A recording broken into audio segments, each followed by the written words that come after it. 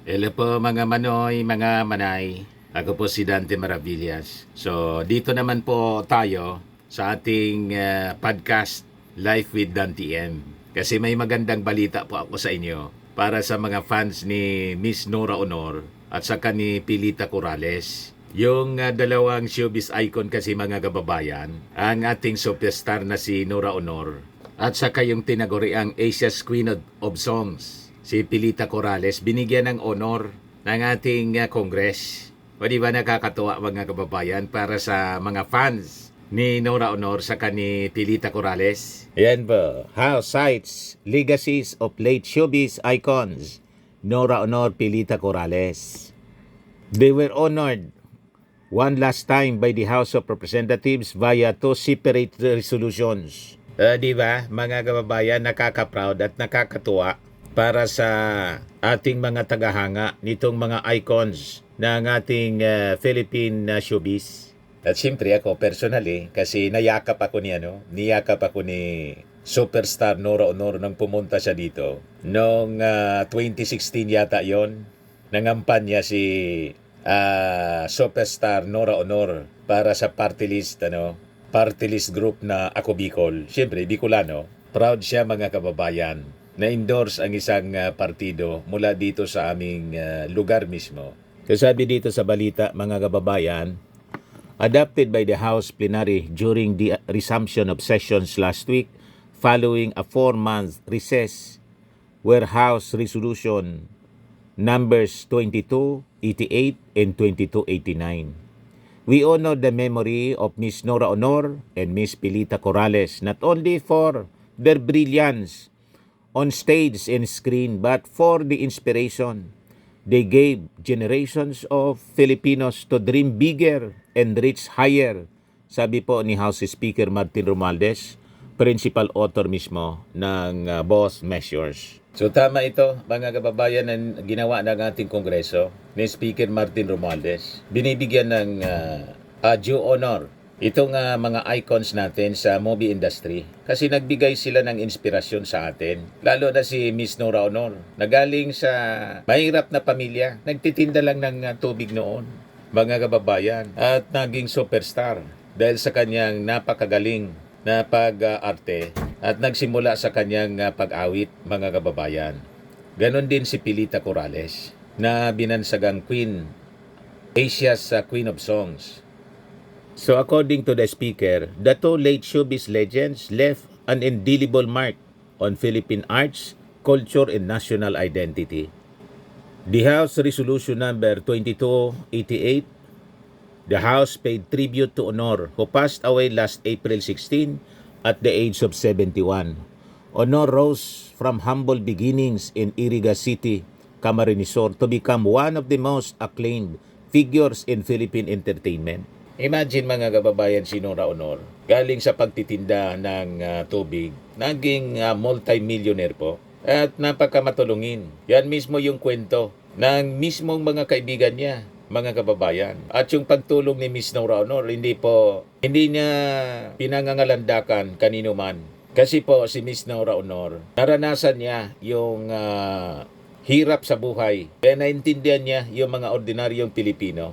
At yun ang dahilan kung bakit siya naging superstar po. Grabe ang paghanga kay Miss Nora Honor dahil sa kanyang pag-uugali. Hindi mata pobre kasi nga galing siya sa pobre. Hindi ko naman nilalahat na pag hindi galing sa pobre po, nagiging mata pobre na. Walang ganon tayong sinasabi. Ang sinasabi lang natin, kasi may mga mayayaman din na napaka-busilak ang kanilang puso. May gininto ang puso tulad ni Miss Nora Honor. Pero yung maganda kay Miss Nora Honor, hindi niya nakalimutan yung kanyang pinanggalingan. Lalo yung kwento, mga kababayan, noong pandemic, yung mga reporters, showbiz reporters daw, siyempre, walang hanap buhay, walang mga pelikulang ginagawa, walang pinopromote. Kasi pandemic nga, nagawa pa ni Miss Nora Honor kahit siya rin walang pelikula. At hindi na kasing stable yung kanyang financial condition, pero mayroon pa rin siya. Hindi niya binago yung kanyang pagmamalasakit. Tinatawag yung mga showbiz reporters at namigay ng tulong. Imagine that. Ganon ang puso ni Miss Nora Honor, ang ating superstar. Talagang may gininto ang puso, mga kababayan. She starred in over 170 films and earned international recognition in the process. Kaya nang mamatay si Miss Nora Honor, mga kababayan, na-feature siya sa CNN, BBC, pinag-usapan sa buong mundo. Published sa mga international dailies tulad ng New York Times. Talagang pinag-usapan, mga kababayan, yung pagkamatay ni Miss Nora Honor. So nakaka-proud bilang isang Pilipino na yung ating national artist, talagang deserve niya na maging national artist. Kaya ito, binigyan siya ng honor once again with Pilita Corrales through a resolution. Honor groundbreaking win at tawag ng tanghalan at age 14 marked the beginning of a storied career in music, television, film, and theater. Her accolades included Best Actress honors from both local and international bodies, including FAMAS Hall of Fame, the Cairo International Film Festival, and the Asia Pacific Screen Awards. Ganon galing, mga kababayan, ng ating superstar. At I think wala nang susunod na superstar kay Miss Nora Honor. Iwan ko lang po. Kasi ang pagiging superstar, sabi nga ng ating mga kababayan nung mamatay si Nora Honor, siya lang ang deserve na tawaging superstar. In 2022, she was named National Artist for Film in Broadcast Arts. She will forever be remembered for the unwavering dedication, invaluable contributions to cultural heritage, and her pivotal role in shaping creative expression, an essential force in defining the country's identity. Sabi po sa resolusyon na inisponsora ni Speaker Martin Romualdez. Mata pa lang po, nangungusap na, mga kababayan. Hindi man magsalita si Miss Nora Honor. Pag pinokos mo yung kanyang mukha sa camera, mga kababayan, makikita mo ang kanyang mga mata, nangungusap na po. Ganon siya kagaling. Meanwhile, House Resolution 2289 recognized the immense legacy of Corrales, si Pilita Corrales po, who passed away last April 12. Sunodan lang po sila. Nauna si Pilita, 12, 60 naman po si Nora Honor. At the age of 87, a trailblazing singer, actress, and television personality, Corrales is best remembered for her backbending vocal performances and for being the first Filipino to top Billboard's hits of the world chart. Pati sa Australia po, sumikat siya, si Pilita Corrales. Parang may street doon sa Australia na pinangalan po kay Pilita Corrales. Doon siya sumikat, una. Her hit, A Million Thanks to You, became a household anthem, while her multilingual discography of 135 albums in English, Filipino, Spanish, and Cebuano cemented her as a pillar of Filipino music. She was awarded the title Asia's Queen of Songs after her international triumph at the first Tokyo Music Festival in 1972. She was a cultural icon whose passion for her craft, devotion to her family, and love for her country have defined her extraordinary career. Read the resolution. O diba, nakakatuwa ito, mga kababayan, na binibigyan natin, lalo ng Congress, ng official recognition yung contribution ng ating mga Filipino artist na naging parte na po ng ating buhay, naging parte ng ating kabataan, ng ating paglaki.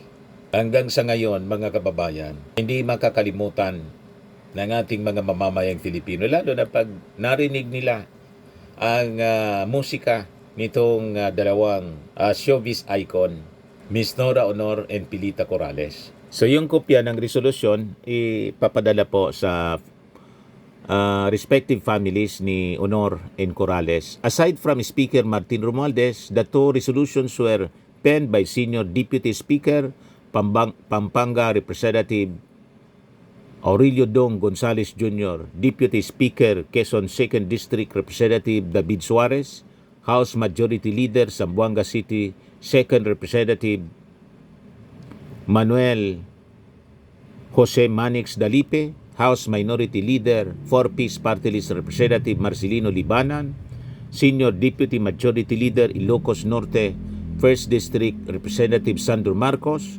and Tingog Party List Representatives Yeda Romualdez and Jude Asidre. So maraming salamat po kay Speaker Martin at saka dito po sa lahat ng ating mga congressmen sa pagpasa nitong resolution honoring Miss Nora Honor and Samuyang Kababayan from Iriga City at saka si Miss Pilita Corrales. O ngayon, gusto kong i-share na rin po sa inyo, tamang-tama din ito dito sa Life with Dan TM podcast natin kasi para ito sa family, lalo na sa ating mga senior citizens, napakagandang balita po ito para sa inyo. Ako kasi malapit na rin mag-senior. 58 anyos na ako. 2 years na lang magiging senior citizen na rin po tayo. O di ba? Di ba alata? Sa December po, birthday ko. December 27. 59 years old na po ako. Hindi pa alata na magsi-senior na po tayo? Ito kasi yung sikreto, mga kababayan. Firmax. Firming and lifting cream. Tapos yung Automax po, yung tinitinda natin na online. Kaya napipigil yung ating pagtanda. Hindi yung edad po, kundi at least yung itsura natin.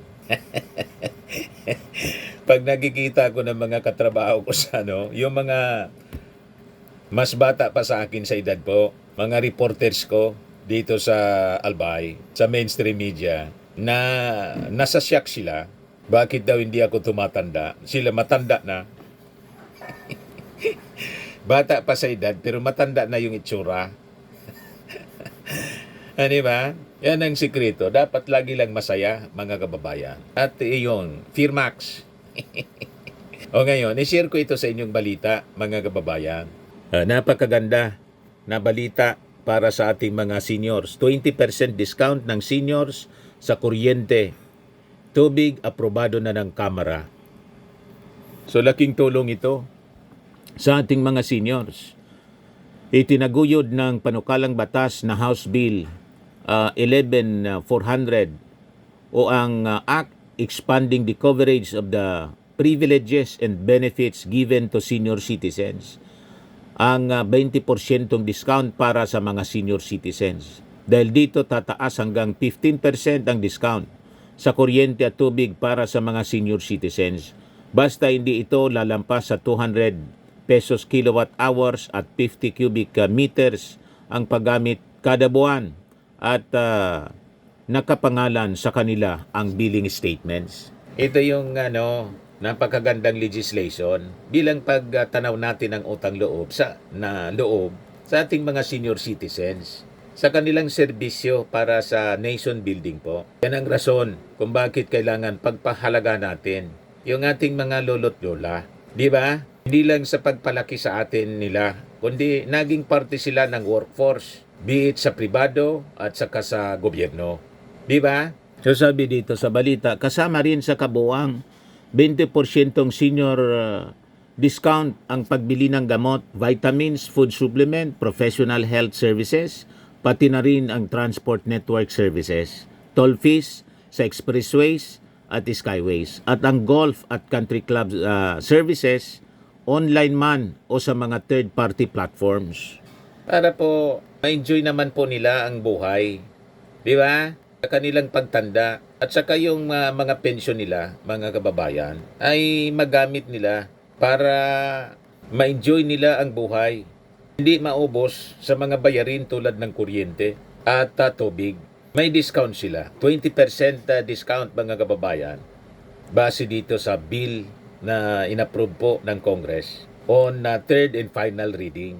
So sabi dito po, ini-exempt din ng naturang panukalang batas ang mga senior citizens sa number coding scheme sa ilalim ng Unified Vehicular Volume Reduction Program. Basta't sila ay nakasakay sa pribadong sasakyan. Layunin naman ng panukala na higit pang kilalanin ang contribution ng mga nakatatanda sa lipunan sa pamamagitan ng pagbibigay ng mas na makabuluhang suporta sa kanilang pang-araw-araw na pangangailangan. O di ba nakakatuwa na binibigyan natin ng ating mga officials ng importance, pagpapahalaga yung ating mga senior citizens. May nabasa kasi po ako, mga kababayan, na isang principal, kwento ng isang principal, napabayaan mga kababayan. Ito, kawawa naman to, naging palaboy na yata. Alamin nga natin kung ano yung nangyari sa kanyang kwento. Hindi ko inakalang ganito ako magre-retiro. Kwento ng isang dating principal na ngayon ay nangangalakal. So namumulot na lang po ng kalakal para lang mabuhay, kaawa-awa ang ganitong kalagayan ng mga kababayan. Yung sabi dito sa balita, viral kamakailan sa Facebook ang isang post tungkol sa dating principal na ngayon ay nakikitang namumulot ng karton sa kalsada. Ang post na in-upload ng netizen na si Clarice ay umani ng libo-libong reaksyon at komento mula sa mga dating estudyante at netizens na naantig sa kwento. Ang babaeng nasa likod ng istorya ay si Dr. Elvira Barcelo, 81 years old. Dating principal na kilala sa kanilang paaralan na sa kanyang pagiging maigpit, maayos at inspirational. Si Ma'am Elvira noon ay laging naka-heels, naka-makeup at tuwid ang tindig. Isa siyang institusyon, sabi ni Clarice. Di ba nakakalungkot ng isang dating principal, doktor pa naman siya. Doctor of Education. Ganito na yung kanyang kalagayan ngayon. Kaya sabi ko mga kababayan, sa pag-establish ko nitong podcast natin, Life with Dante N, sabi ko kailangan pag-usapan natin ang ating future, ang ating mga plano, paano mapaunlad yung ating buhay. Ang daming mga nakikita tayo sa paligid, lalo mga kabataan. Hindi sila mga kababayan magiging seryoso sa kanilang career. Ang iba nakagraduate na and siguro masyadong comfortable sa buhay, hindi na gumagalaw. Sabi ko po sa inyo mga kabataan, ayusin ninyo yung future ninyo. Huwag ninyong sayangin yung inyong panahon. Ako nga po, pa-senior citizen na. After my retirement po, noong nag-50 years old po ako, sabi ko, hindi ako titigil sa pagtrabaho. Lalo ko pang pag-iigian, paunlarin yung ating kaalaman para po hindi tayo maging pabigat at hindi maging miserable yung ating buhay. May kasabihan po na pag inuna mo yung sarap, nasa huli po ang hirap. So mas mabuti nang unahin mo yung hirap, magporsigi ka sa buhay, habang malakas ka pa. Di ba po mga kababayan, dapat ganon? Kasi pagdating ng oras na mahina ka na, matanda ka na, baka ganito din yung aabutin po ninyo, nakakalungkot po. Yan Iwan ko kung ano nangyari, ituloy natin yung kwento. Bakit bumagsak siya sa ganyang uri ng kalagayan? So sabi dito sa kwento, ngayon makikitang nakayuko at nangingilak ng basura si Ma'am sa mga lansangan. Isang imahe na malayo sa dati niyang katayuan. Ngunit ang kanyang dignidad at prinsipyo ay hindi kailanman nagbago. Sabi po ni Madam, hindi malaga kung anong trabaho mo, basta't marangal may dangal. Ito ang isa sa mga salitang iniwan ni Dr. Barcelo sa panayam ni Clarice. Ayon sa kanya, hindi niya man pinangarap ang ganitong uri ng pamumuhay sa kanyang retirement. Buong puso niya itong tinanggap. Sabi niya, ang buhay hindi laging ayon sa script, pero kung bukas ang puso mo, laging may bagong aral. Kahit malayo sa classroom, patuloy pa rin siyang nagtuturo sa bawat batang nakakasalubong niya sa lansangan. Isang ngiti, isang payo o simpleng kwento ang kanyang naibahagi, mga simpleng paraan ng paglilingkod na may lalim at saysay. Araw-araw, may bagong leksyon, hindi mula sa libro, kundi mula sa buhay mismo. Kaya lang, dahil sa kanyang sinapit mga kababayan, so anong mapupulot natin na magandang aral mula sa kanyang kinasadlakan, di ba? It is depressing. So, ang pwedeng maitanong natin dito kay Madam Barcelo, ano nangyari? Bakit ka nasadlak sa ganyang uri ng kalagayan? Ano nangyari sa iyong retirement? Hindi ba nagpasiguro? So yun ang pwedeng leksyon na pwedeng, binabasa ko yung kwento niya. Hindi man yata na itanong ni Clarice kung ano ang dahilan bakit nangangalakal na lang siya mula sa pagiging principal. Siyempre may retirement siya. Naubos ba para sa kanyang mga anak? At nasaan yung kanyang mga anak? Bakit hindi siya tinutulungan? Di ba? Ganon ang dapat na malaman natin. Kaya sabi dito, dahil sa viral na post, dagsa ang dating mga estudyante na bumisita at nagpaabot ng tulong. May mga nagdala ng groceries, iba'y nangakong magbibigay ng buwanang suporta. Lalo lahat ito ay kanyang tinanggap ng may pasasalamat, ngunit may diin na hindi siya kailanman humingi. Ang kwento ni Dr. Elvira Barcelo ay isang paalala. Ang tunay na guro saan man dalhin ng kapalaran ay mananatiling ilaw sa kanyang kapaligiran. Sa huli, hindi siya tumigil sa pagtuturo, nagbago lang ang anyo ng kanyang classroom. So, hindi na itanong, kulang yung kwento. Dapat nalaman sana natin ano nangyari sa kanyang retirement. Ano nangyari sa kanyang pensyon? Naubos ba? Bakit naubos? Bakit hindi siya nakapagpasiguro para sa kanyang sarili? Para hindi siya nasadlak sa ganyan na kalagayan na kaawa-awa sa totoo lang po. Hindi nararapat sa isang doktor pa naman po. Yan sabi ko sa inyo, pag tayong natitigil sa pagpapaunlad sa ating kaalaman, lalo na sa paghawak ng finances po, huwag uubusin kung anong bagay magpasiguro sa ating pagtanda. Yun ang ginagawa ko po ngayon. Kaya hindi ako tumitigil sa pagtrabaho. This is now for my retirement. Okay naman yung aking mga anak. Lahat na nakagraduate. May mga titulo, mga kababayan, sabi nga. But hindi tayo dapat umasa na maging pabigat pa tayo.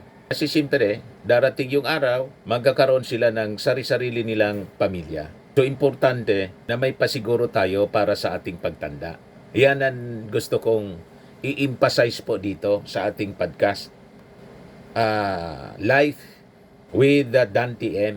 Kaya yan ang dahilan kung bakit nag-establish ako nito. Mapag-usapan natin at makapagbigay kayo ng mga kuro-kuro. Ma-share ninyo yung inyong mga experiences para makatulong sa ating mga tagapanood. Yan nga ang encouragement ko po sa inyo, mga kababayan. Kung may mga kwento kayo sa buhay na tingin ninyo, kahit hindi ninyo sabihin yung inyong pangalan, i-anonymous ninyo o itago ninyo sa ibang pangalan, ang importanteng kwento lang naman, success stories ninyo, mga problema na kinakaharap, at paano ninyo nalampasan yung mga problema. Baka kasi yung ating mga tagapanood ay dumadaan sa kaparehong problema at hindi nila mahanap kung ano yung gagawin para malampasan nila yung kanilang mga trial sa buhay. At tulad nito, mga kababayan, di ba? Yan ang purpose natin kung bakit mayroon tayong programang ganito other than yung ibang channel natin na nakafocus lahat sa politika. Siguro sa ating edad na 58 years old at mga pinagdaanan din sa buhay na mga trials, qualified na rin tayo na mag-share ng ating mga experiences para sa ating mga kabataan. Lalo na para hindi maligaw ng landas. At kung halimbawa kayo na mga nanonood, mayroong mga gumugulo sa inyong isipan, ay pwede nating pag-usapan po dito at mahanapan ng kagaanan. Di ba po?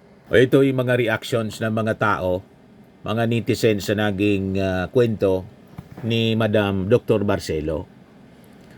Sabi ni Maria Karen Pitoy, nangyayari yan kasi yung retirement benefit nila sa GSIS, kinukuha nila ng buo, kaya wala na silang monthly na natatanggap.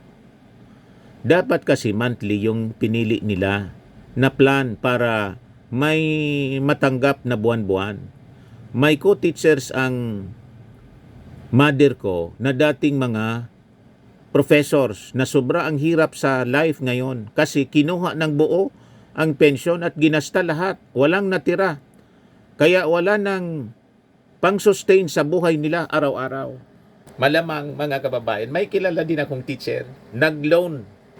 Pag-loan po, yung sweldo niya lahat na lang pambayad, wala nang pang-sustain sa buhay. You see, lumubog sa utang.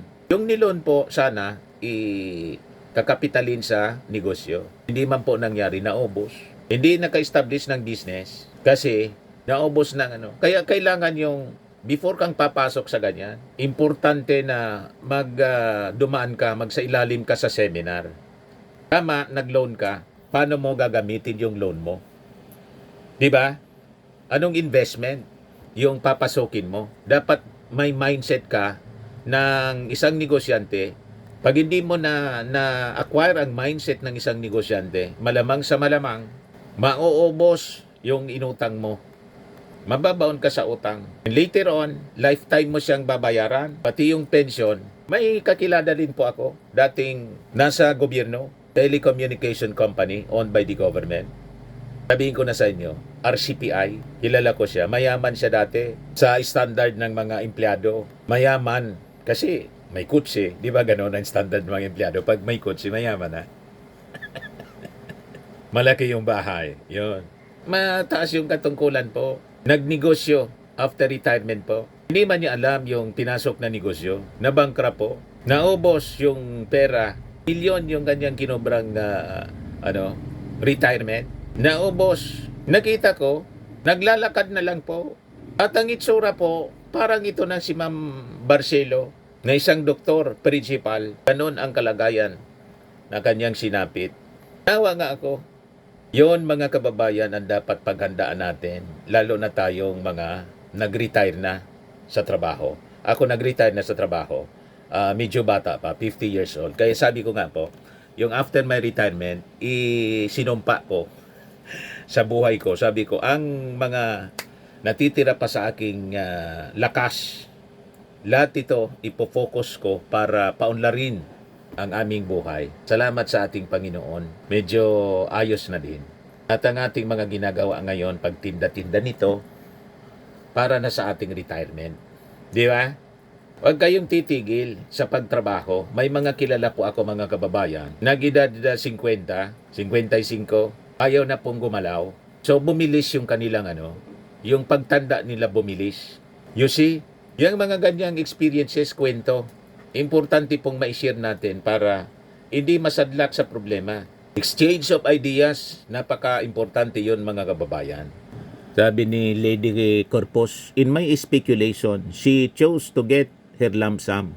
Then she distributed to her grandchildren, spending and renting house. We all know, even if we have lots of money and we did not spend wisely, our money gradually getting smaller and smaller until no more. Even if she is educated, she did not focus to her retirement period before. So she is now suffering her life. And I think she is very kind person.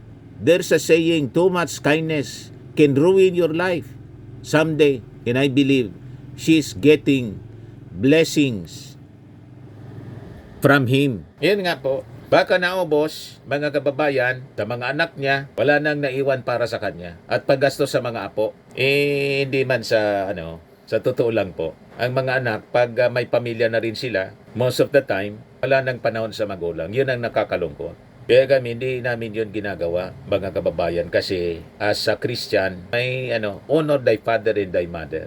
Ang sabi sa Bible, ang honor kasama doon ang support. Hindi ba yung salitang honorarium, galing yon sa salitang honor. Honorarium, tumatanggap ka niya ng honorarium o honor, support. That is a financial support. Because in honoring your parents, ang ibig sabihin yan, ginagalang mo siya, isusupport mo siya sa kanyang pangangailangan. Tulad ng pag-support sa'yo nung ikaw ay bata pa. Bilang pagpapakita ng pagmamahal sa iyong magulang, you have to honor your father and your mother. And that includes financial support. Lalo kung wala man na naipon yung inyong mga magulang. Di ba? Ganon mga kababayan. Kami yung nanay at tatay niya, kami yung nag-asikaso ng kanilang mga pangangailangan. Ako wala na. Namatay na yung aking nanay at tatay. Tawag na sa akin, Ilong Lubos. Yan sa Bicol, ilong lubos ang ibig sabihin, patay na yung tatay, patay na yung nanay. So malamang sa malamang, yun ang nangyari. At yung kanilang apo, kanilang kanilang mga anak, hindi man lang naalala. Kaya yan siya ngayon. Nakakalungkot ang kalagayan ng isang dating prinsipal. Ito ang kanyang kinasadlakan. Nag-iisa siya sa buhay. So anong lesson? Magpasiguro, huwag ubusin yung pera. Magpasiguro para sa retirement. Sabi ni Jocelyn Alpuerto, may kakilala po ako na the same case po ni ma'am. Siya po ay dating EPS nung magretiro po siya, early 90s po, ay inilamsam niya sa GSIS. Dati po kasi na-allowed yun. May options po noon. Napakalaking pera ang nakuha niya. Pero may kinasama siya na babaeng di kaaya-aya ang dating trabaho. Nagsama po sila dahil medyo matanda na po yung EPS na nauto po siya, nakuha po ang lahat ng kanyang pera at naubos at iniwan po siya. Kaya po noon, early 2000, pumunta po siya sa mga paaralan na dati niyang nasasakupan upang humingi ng tulong. Naging kaawa-awa po ang kanyang naging kalagayan na sa ngayon po ay wala po akong balita sa kanya. Nakita ninyo? Pag hindi naturuan ng tama sa pag-handle ng pera. So, importante yung tinatawag na financial literacy. Yan ang pinagandaan natin, mga kababayan. Kami, yun ang pinagandaan namin. Di ba po? Importante ang tamang paghawak sa kwarta, sa pera po. Huwag waldas ng waldas. At importante po, huwag kayong ito dapat i-seminar ito. Kasi teacher siya eh. Principal pa, doktor, matalino siya. Kaya lang illiterate siya pagdating sa financial literacy. Wala siyang most professionals ganun eh. Pagdating po sa financial matters, hindi masyado silang marunong. Hindi tulad ng mga entrepreneurs, mga negosyante, pinanganak na negosyante, galing sa negosyanteng pamilya, naturuan ng tamang pag-handle ng pera, paano mag-invest. Hindi nahihiya magtinda-tinda. Ako noon, nahihiya ako magtinda-tinda. Kasi broadcaster ako, tapos magtitinda ako. O di ba? Parang minamaliit ko, mga kababayan. Iyon ang mindset kasi, ang naituro. Mga kababayan sa atin in school. Ayan ang sabi ni Robert Kiyosaki. May mali sa educational system natin. Mindset tayo na magtrabaho ng magtrabaho. So ang kita natin, gali lang sa sweldo. Sabi doon sa una nating discussions, mga kababayan, based sa studies ng mga mayayaman sa mundo, 75% mga entrepreneurs sila. Yung ibang percentage ng mayayaman galing sa mana, mga entertainer sila o sports personalities. Then yung iba, investor sila, mga multi-millionaire investor sila. So lahat nasa pagnegosyo. At yung maging boxer or sportsman, pambira naman yun. 7% sabi yun sa studies. Ibig sabihin, sila yung may potensyal na yumaman ng yumaman. At yung dati ng mayaman, ilang porsyento daw galing sa empleyado? 0%. 0% yung pagiging empleyado na ikaw ay yumaman. That is the harsh reality in life. So ganin din yung mindset ko noon. Kaya tama yung kasabihan po, mind your own business. Ang akala ko ng mind your own business po, yung wag kang mangialam sa buhay ng may buhay. Mind your own business niya, di ba yun ang understanding natin? The usual meaning of mind your own business, huwag kang mangialam ngayon sa buhay ng may buhay. Ngayon ko na nalaman, naintindihan ng literal na meaning ng mind your own business. Mind your own business, if you don't have business, establish one. Then mind your own business. Literal na negosyo. Once you mind your own business, because you establish your business, dati wala kang business, negosyante ka na, and you have your chance na umunlad in minding your own business. Nag-gets na ninyo mga kababayan? Kaya nawala, mula noon nang mag-seminar tungkol dito sa financial literacy and yung pagkakaroon ng mindset, rich mindset. Yung pag-unlad sa buhay ay galing sa ating mindset.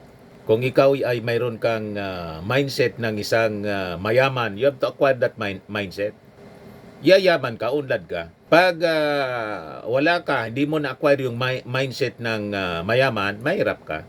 Mananatili kang mahirap. Bakit? Sample po, ang mindset ng mayaman sa panahon ng fiesta. Ang mayaman sa panahon ng fiesta, nagtitinda sila ng mga supplies. Titinda sila ng pagkain, titinda sila ng inumin, nagdinegosyo sila sa fiesta. Yung mindset ng mahirap during fiesta, barrio fiesta, mamili ng inumin galing sa negosyante para ipainom sa mga sa mga barkada. Pag nalasing, hindi magtatrabaho. Ipakain mga kababayan yung isang buwan na sweldo sa hindi kaano-ano na mga tao para magyabang. Fiesta Pag kumulang yung panghanda sa fiesta, mangungutang sa tindahan na negosyante. So lalong yumaman yung nagtitinda. Habang nagsiselebrate ng fiesta, yung negosyante, sige yaman. Yung consumer na bumibili na may mindset na mahirap, nalubog sa utang. Kaya yung pagyaman po, mindset, you have to acquire the mindset of the rich. Aralin ninyo. Maraming libro ako nagbasa ng libro. Ayun. Salamat kay Lord. Natuto tayo sa buhay. At yung mga kautangan namin, lahat namin nabayaran. O di ba? Di ba? Tinda-tinda. Hindi na ako nahiya magtinda-tinda.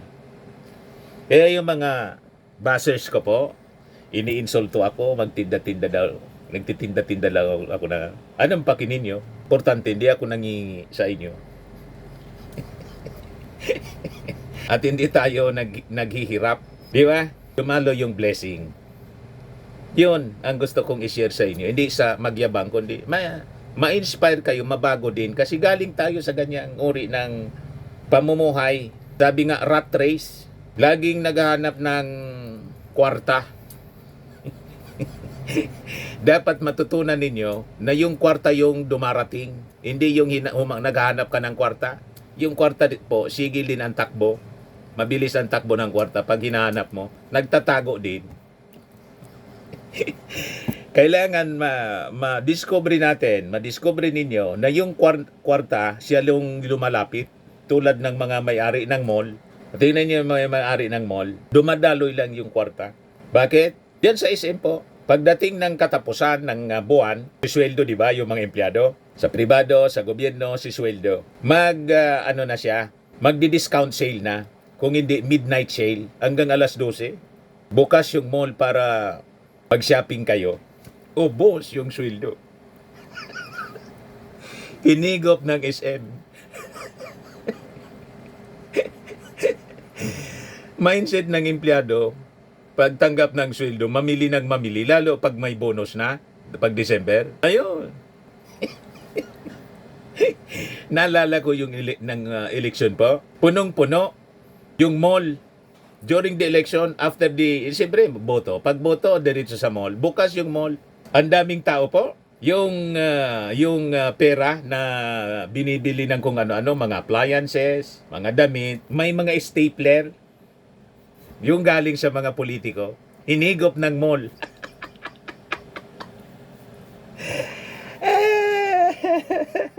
Sabi ko sa inyo, mga mall, mga hotels, bumunta kami sa para kumain. Sabi ko, punong-puno. Ang daming mapera. So, yung pera mula sa politiko, mga kababayan, hinigop lang ng mall. Mindset ng mahirap. Yan, sabi dito ni Gahilomo Seyos. Another lesson, save for yourself. Not everyone you help will be there when you get old. Don't be over generous. Sabi ni Virginia, true. Ang sobrang mabait, matulungin, kawawa later on. Pati family and relatives, wala ka na value. Yan ang reality sa buhay. Pag wala kang pera, wala ka ng relatives. Pati yung mga relatives mo, may kasabihan tayo, di ba? Yung mga kwentong biro-biroan, success niya is relative. The more successful you are, the more relatives you will have. Kahit hindi mo relative na, gusto nang makipagpinsan. Pinsan!